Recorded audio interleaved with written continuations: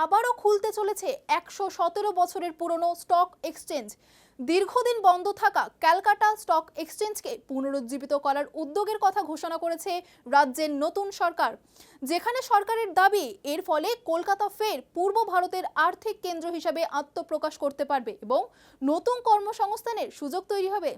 দীর্ঘদিন ধরে নিষ্ক্রিয় থাকা ক্যালকাটা স্টক এক্সচেঞ্জকে পুনরুজ্জীবিত করার সম্ভাবনা খতিয়ে দেখছে রাজ্যের সরকার।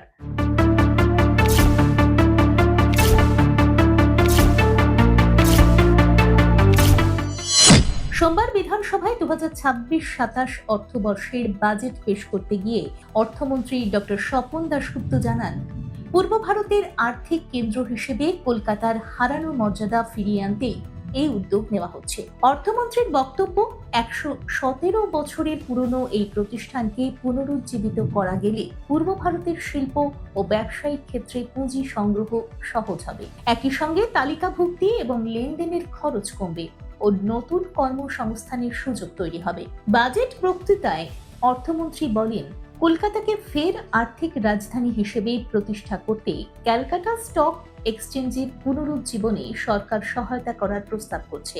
এর ফলে পূর্ব ভারতে পুঁজির সহজলভ্যতা বাড়বে, তালিকাভুক্তি ও লেনদেনের খরচ কমবে এবং নতুন কর্মসংস্থান সৃষ্টি হবে। প্রসঙ্গত, 1908 সালের 1 ডিসেম্বর প্রতিষ্ঠা হয় ক্যালকাটা স্টক এক্সচেঞ্জ।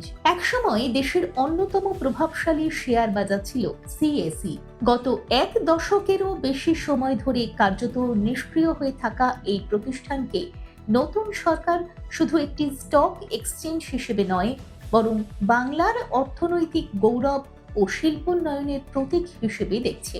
সরকারি কৌশলবিদের মতে, প্রয়োজনীয় নিয়ন্ত্রক অনুমোদন মিললে আধুনিক প্রযুক্তি, ডিজিটাল ট্রেডিং এবং এসএমই প্ল্যাটফর্ম হিসেবে সিএসই কে নতুনভাবে গড়ে তোলা যেতে পারে। এর ফলে পূর্ব ভারতের ক্ষুদ্র ও মাঝারি শিল্প সংস্থাগুলি মূলধন সংগ্রহের একটি নতুন সুযোগ পেতে পারে।